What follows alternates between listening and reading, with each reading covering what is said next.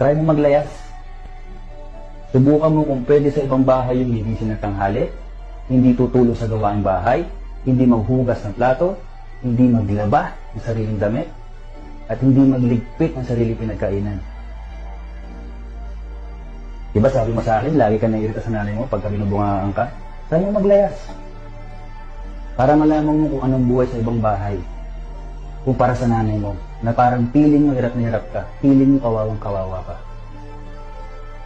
Gumaya ka sa mga tropa mo, yung ibang bata dyan nasa kali, sigawan na sigawan, puro ganda, puro forma.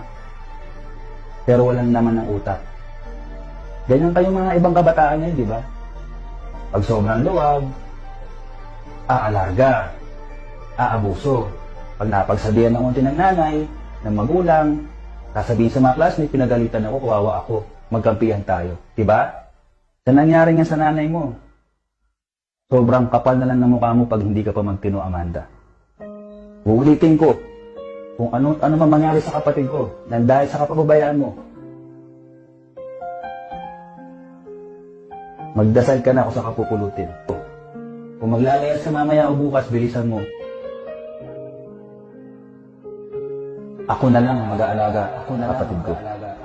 Hinatol, una na ako.